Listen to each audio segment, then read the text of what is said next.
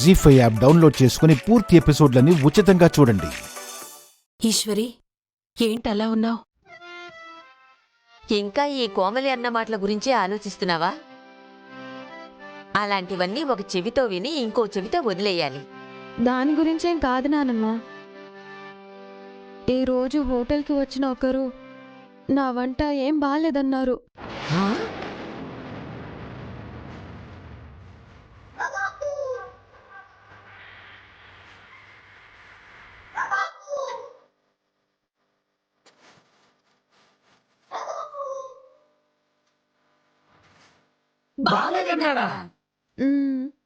ఏంటి నువ్వు వండిన వంట బాగాలేదన్నాడా? నిజమే. ఈశ్వరి పచ్చడి చేసినా పిచ్చి పిచ్చిగా తినేస్తారు. అలాంటిది వంట నచ్చలేదన్న మహానుభావుడు ఎవరో. నువ్వు బాగా వండకపోవడం ఏంటి ఈశ్వరి?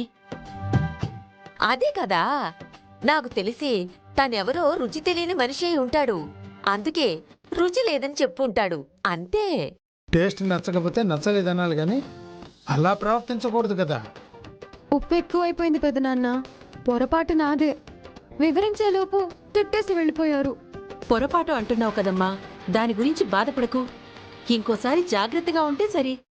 ఇన్నేళ్లుగా ఎప్పుడూ అలా జరగలేదు కదా పెద్దమ్మా. అందుకే బాధగా ఉంది.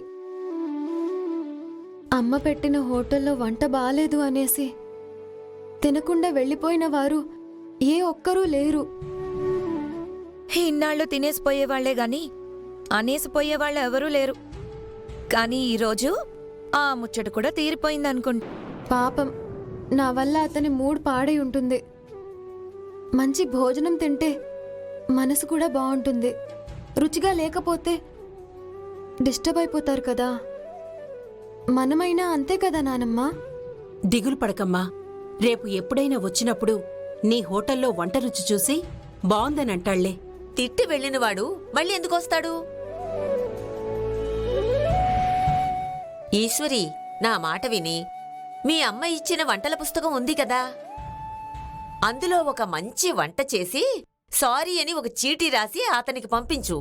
లొట్టలేసుకుంటూ తినేసి నీకు సెల్యూట్ కొట్టకపోతే అప్పుడు నన్ను అడుగు. నానమ్మా, నువ్వు చెప్పిన ఐడియా బాగుంది. మరేమనుకున్నావు? లక్కమాంబ మజాక. కానీ అతని అడ్రస్ తెలీదు. పేరైనా తెలుసుంటుంది కదా. పేరు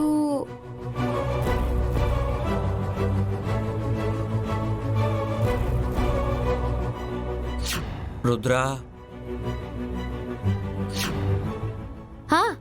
పేరు తెలుసు. మరింకే, ఇంటర్నెట్లో అడ్రస్ వెతుకు. పేరున్నవాడైతే ఇంటర్నెట్లో అడ్రస్ వెంటనే దొరికేస్తుంది. ఇంతకీ అతను వయసులో ఉన్నవాడేనా?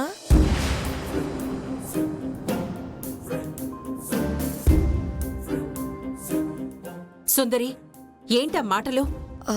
అంటే రుచి ఎరిగినవాడా కాదా అని అడుగుతున్నానక్కా.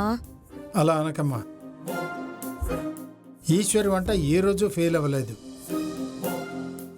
జరిగిన పొరపాటును సరిదిద్దుకునే ప్రయత్నం చేస్తున్నప్పుడు మనసు చివుక్కుమనేలా మాట్లాడకూడదు. ఇప్పుడు నేనేమన్నానని మావయ్య? సర్లే, మీ ఇష్టం వచ్చినట్టు చేసుకోండి.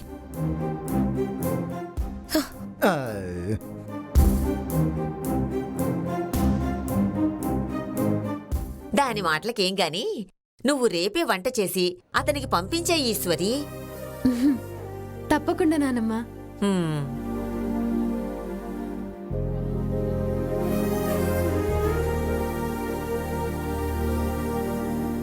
జీ5 యాప్ డౌన్లోడ్ చేసి అన్ని ఎపిసోడ్స్ పూర్తి ఉచితంగా చూడండి.